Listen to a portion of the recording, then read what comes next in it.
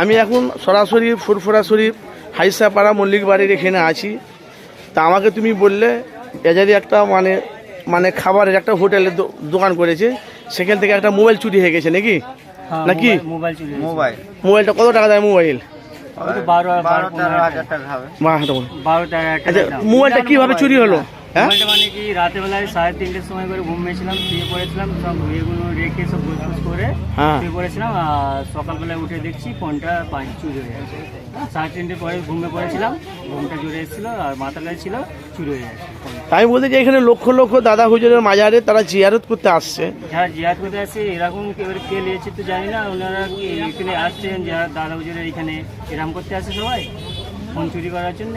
ওটাই আমি আপনাকে কোশ্চেন করছি, এটা দাদা হুজুরের ভক্ত না এটা চুরি করার জন্য ভক্ত এসে দরবারে? ওনাকে দাদা হুজুরের ভক্ত না এটা চুরি করার ভক্ত এরা এখানে এসছে। তাহলে আপনাদের লাভের ধান সব টিয়াই খেয়ে নিল এই 3 দিন জন্য। 3 দিন বেচে কিনা হয়নি, 2 দিন ধরে একদম বেচা কিনা নেই, সেরকম বেচে কিনা নেই, অল্প চলছে। আবার তার উপরে ফোন চুরি গেছে, কি হবে সেটা ওটাই ভাবছি। ঠিক আছে, সবাই তো বলছে ফুরফুরা দরবারে পকেট মারতে সাবধান, মোবাইল আরো সবাই হয়েছে। তুমি কি বার্তা দেবে? তুমি কি বলতে চাইছো? তুমি তো ফুরফুরা ছেলে।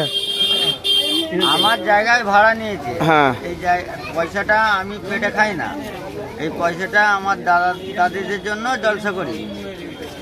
2টো ভাড়া হয়েছে, যে পয়সা উঠবে ঘর থেকে চাঁদা দিয়ে সেই জলসাটা করব। পিছনে একটা হোটেল করা আছে, ওই পয়সা আর এই পয়সা আর কিছু পয়সা তোলা আছে, আর নিজেদের বাড়ি থেকে দিয়ে জলসাটা করব আর কি। আর সকালবেলায় আমাকে বলছে যে আমার ফোনটা ভাই চুরি হয়ে গেছে। আমি গিয়েছিলাম ওই পুলিশ ক্যাম্প আছে যে উজলে, গিয়েছিলাম, বললো তোমাদের জাঙ্গিপাড়া থানার ওসি আছে ওখানে যাও, গেটের গোড়াটায় আছে।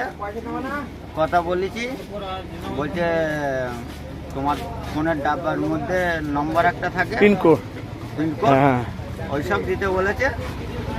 এ বলছে আমার কাছে এসব নাই, অনেকদিন আগে কিনেছিলাম। বললো ঠিক আছে তোমার করে দেবে, থানায় যাবে একবার, একটা ডায়েরি করে আছে। তোমার নাম কি? আমার নাম শেখ মুবাশশার আলী। বাড়ি? বাড়ি পরমান্নপুর স্কুলের সামনে।